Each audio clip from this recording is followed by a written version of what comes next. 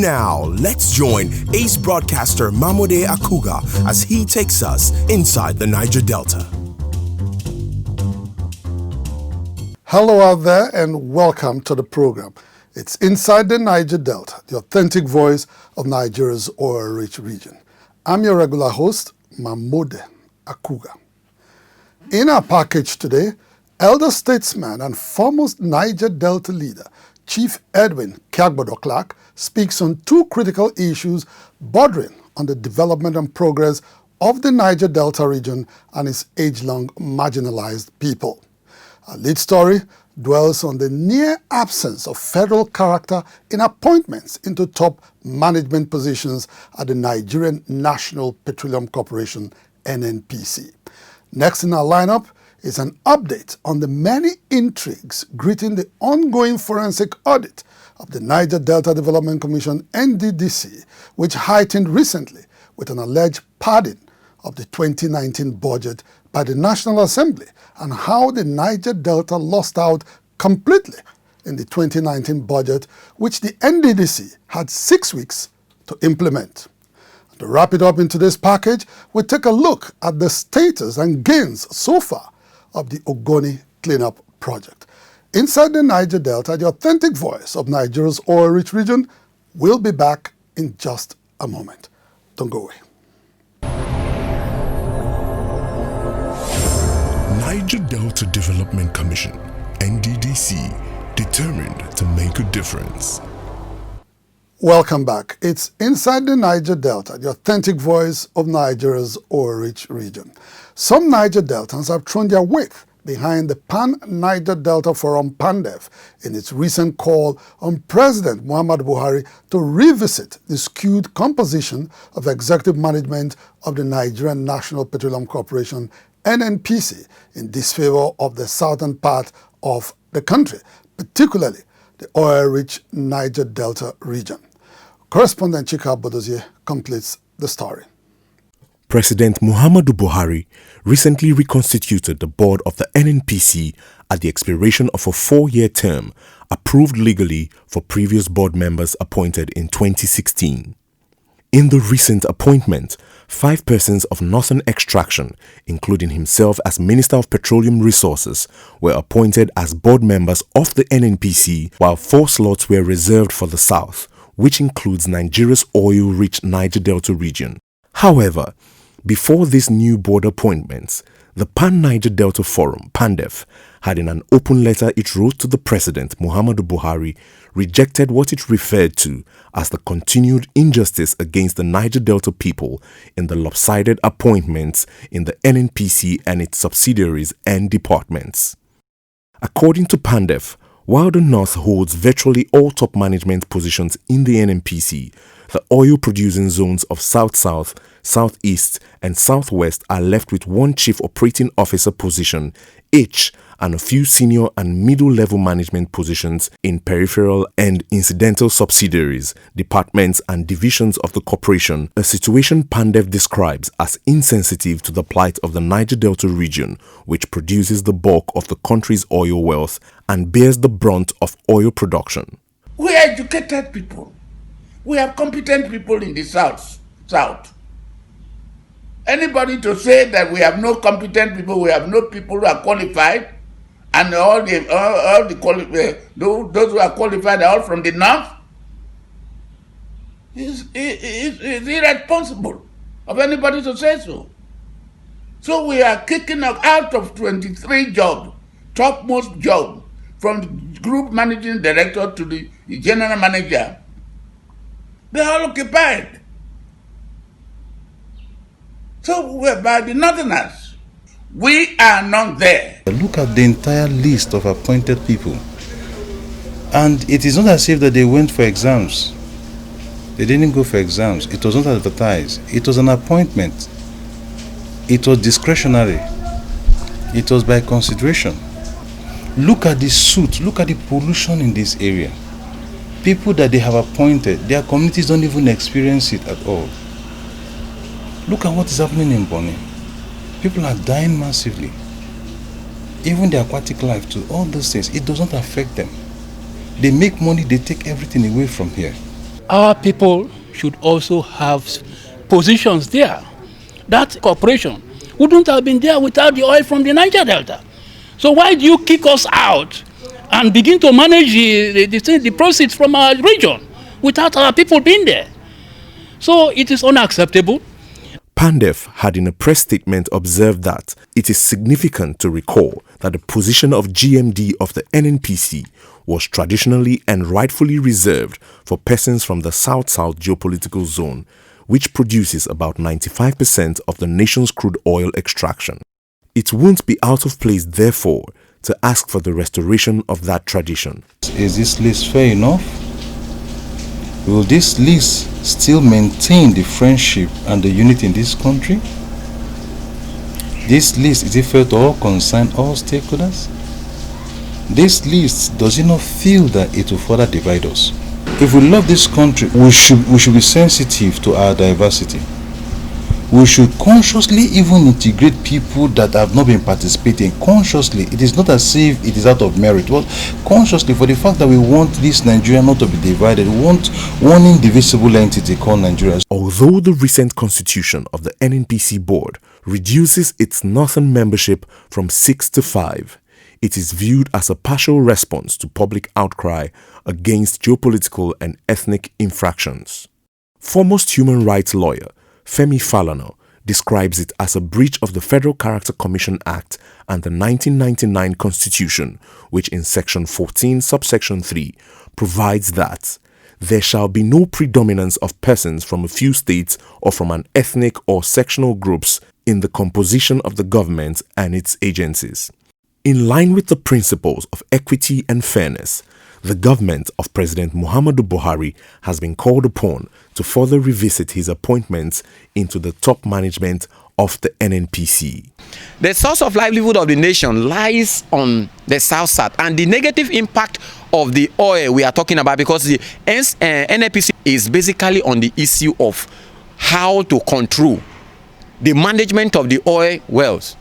But the people from this side are not really recognized. They are northerners, and so it's capable of triggering or igniting conflict over time, because it's a structural issue that will likely over time bring up conflict that will affect the nation at large. So I feel they should also put the southerners, especially the Niger Deltans, into consideration. And Mr. President should please know that we are a federating state.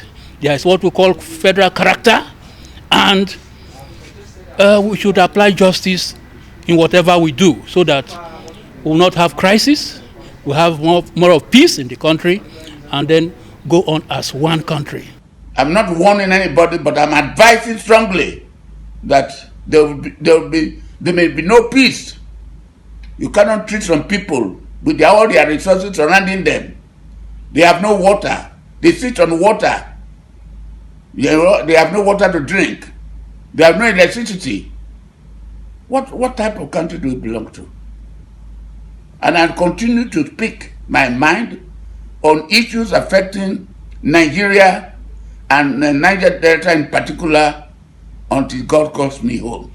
After being sidelined in the award of licenses to operate oil blocks and marginal oil fields over the years, agitated Niger Deltans feared that the exclusion from the policy-making cadre of the NNPC, which regulates activities in the oil and gas industry, is a further push to greater depths of socio-economic irrelevance in the country. Inside the Niger Delta. Introducing the new face of the Nigerian Maritime Administration and Safety Agency, NIMASA. We are charting the direction for our maritime and regulating the industry for a better, bigger, and more economically stable Nigeria.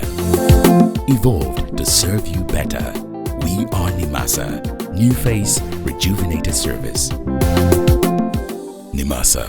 Changing the tides in your favor. Reactions have continued to trail the recent allegation by the acting managing director of the Niger Delta Development Commission, NDDC, Professor Keme Brady-Kumoponde, that committees vested with the oversight responsibility on the intervention agency had consistently distorted its annual budgets for personal aggrandizement. While the accused federal legislators have since responded to the allegation, Niger Delta leader Edwin Clark and other Niger Deltans insist that the allegations must be investigated to reflect objectives of the Commission's ongoing forensic audit ordered by President Muhammadu Buhari in September 2019. Correspondent Tekena Mefori tells us more. Professor Ponde, in the ongoing exchange between interim management of the NDDC and the National Assembly, had accused the federal lawmakers of padding the Commission's annual budgets with non-existing projects to benefit them at the expense of largely impoverished communities in the Niger Delta. According to Professor Ponde, leaders of two committees appointed to oversight the NDDC in the National Assembly had inserted about 500 projects in the 2019 budget of the Commission, which had no direct bearing on the region's development. Almost 500 new projects were added to the budget, and the appropriation was done in such a way that meaningful projects were appropriated very little sums of money so that we could not meet any of the commitments. Those two committees have put the National Assembly in very bad light, whilst we know that majority of the people in the Senate and in the House of Reps had no knowledge of what these two committees were doing to them. The NDDC boss also accused leaders of the National Assembly committees appointed to oversight the Commission of deliberately delaying its budget passage to frustrate projects and programs designed to transform the Niger Delta. He noted, for instance, that the 2019 budget was passed on 10th April and received from the National Assembly on 20th April 2020, barely 6 weeks to its expiration on 31st May 2020, as confirmed by Chairman of Senate Committee on Niger Delta, Senator Peter Nwoboshi. The 2019 budget was given to them on the 20th of April. They signed for it. They have been implementing that budget since 20th of April. The 2019 budget expire on the 31st of May without any single project being achieved, mostly because the budget came from the National Assembly very late. Confronted with a 6 weeks budget implementation period for its 2019 budget, Interim Management Committee of the NDDC realized that very little could be achieved within the time frame. To salvage the situation, it had requested a variant of its 2019 budget to enable it move funds from projects which could not be executed due to lengthy processes to other projects that will be implemented immediately so that the region does not lose out completely. Again, the variant request was turned down on account of a technicality which both parties had earlier agreed to waive. Sadly, delayed passage of NDDC budgets has been the norm in the National Assembly over the years. It will be recalled that when the Commission's 2017 budget was passed on Tuesday, 20th February 2018, it had just a window of 3 months to implement a full year's budget that was to expire by 31st May of that year. It was gathered that previous and subsequent budgets had suffered same fate due to delayed action on the presentation of the Commission's annual budget proposals to both chambers of the National Assembly. Reacting to this development, elder statesman Edwin Clark has written to the National Assembly requesting an immediate investigation of alleged malfeasance by members of its committees on Niger Delta. The two chairmen should step down. Even the whole committee, set up a neutral committee in the National Assembly to look into these cases. The allegations made by the interim committee against the committees of National Assembly and the allegations made against the interim committee is not a substitute for the forensic investigation. Chief Edwin Clark, who was at the vanguard of a sustained campaign for the establishment of the NDDC to transform the long-neglected and backward Niger Delta region, insists that the Commission be given a new sense of direction to deliver on its mandate. Right from beginning, I've been very much involved in NDDC. I would do anything to protect the interests of the Niger Delta people. The law was established to improve the area. Rather, it is improving individuals and so forth. The forensic auditing must go on. All of us, are there anything done by anybody to frustrate it or subsidize it will be resisted by us. We'll even go to court. Other observers of recent events unfolding in the NDDC have attributed the current rift between the Commission's interim management and the National Assembly to a clash of interest between the presidency and the federal legislators over leadership of the intervention agency. The Senate had in November 2019 confirmed members of the Pius Odubu-led governing board of the NDDC and directed them to resume with immediate effect.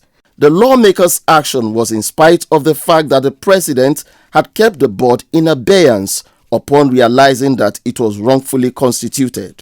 As far as the lawmakers are concerned, the interim management put in place to oversee the forensic audit of an ailing NDDC is illegal and should not be allowed to function. For Professor Ponde, however, the current rift follows an unwholesome tradition in the National Assembly that continues to emasculate the NDDC and stifle development in the Niger Delta. From what we are hearing from staff here, it's been a regular thing all over the years. You have to accede to them or you don't get a budget. So until we go back to the drawing board and have the budgeting processes transparent, have the budgeting processes free, and the stranglehold on the NDDC is removed, the stranglehold by the committees with oversight function, until those strangleholds are removed and NDDC is able to get a budget proper, all these problems will continue.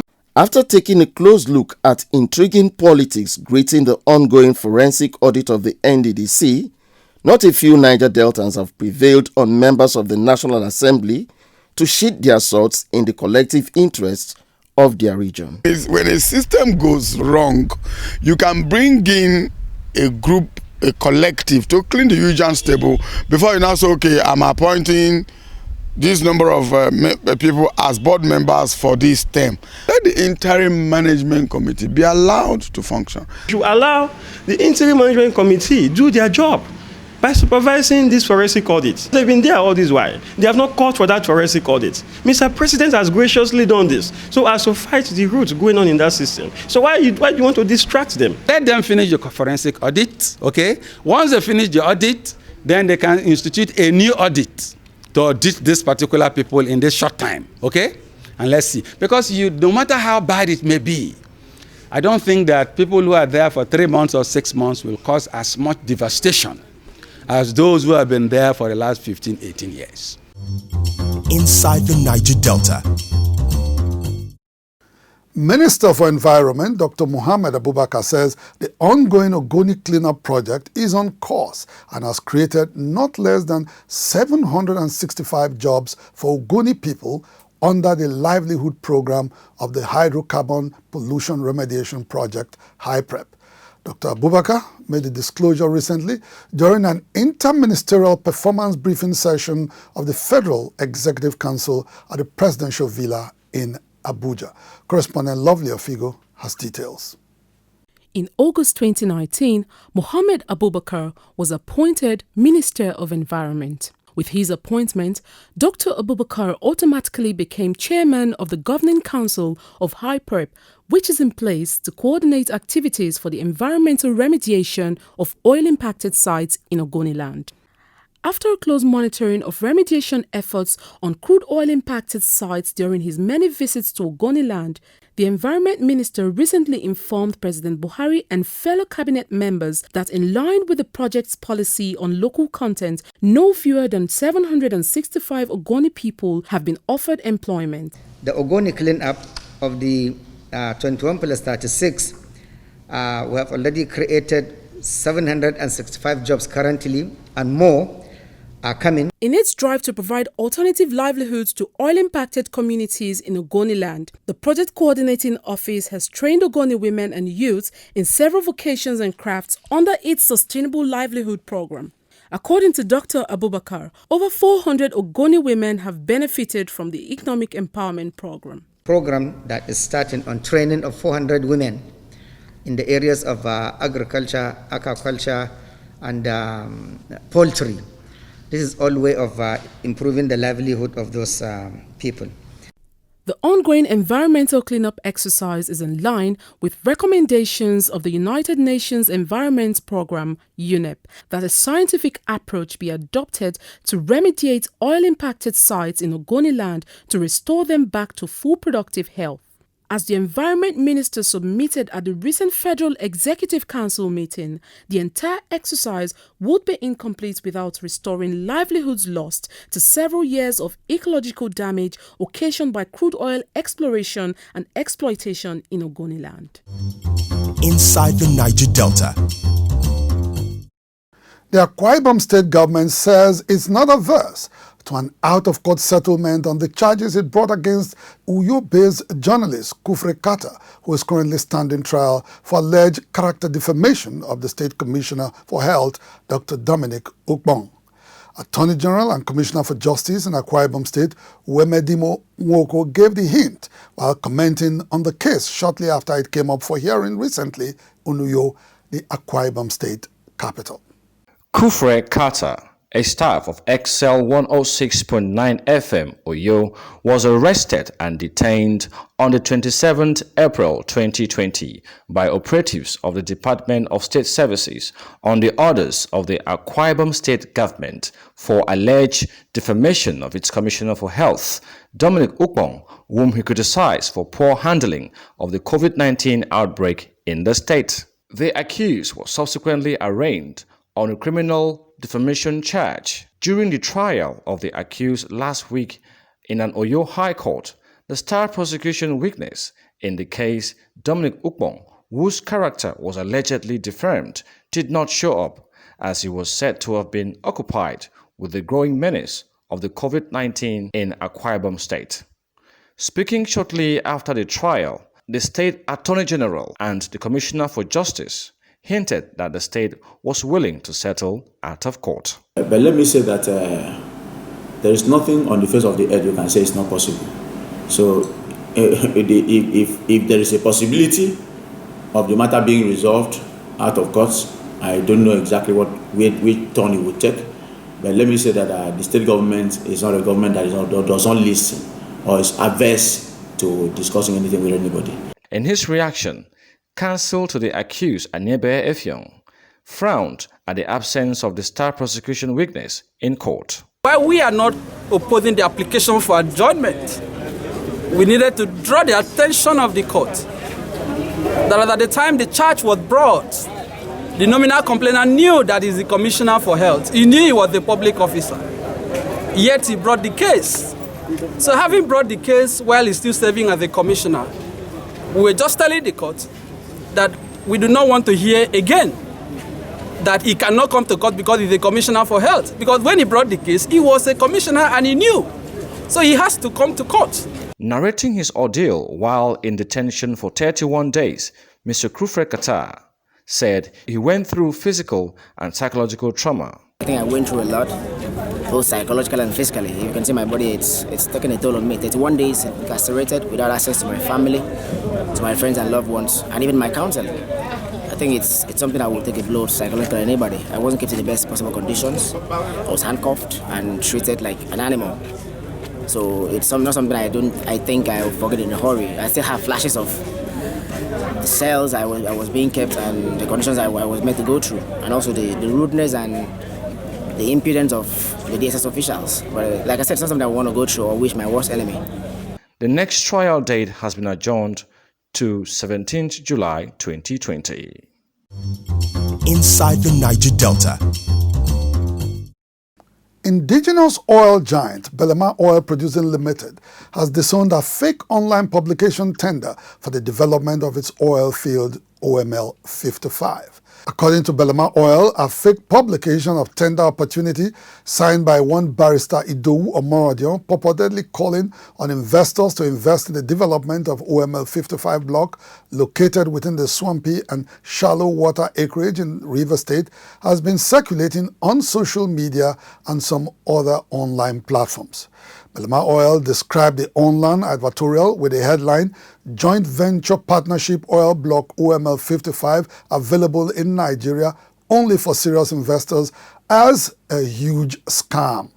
The company therefore calls on the general public and unsuspecting investors to disregard the fraudulent online advertorial, which is calling for investments worth over $100 million with a false promise of 30% stake as return on investment.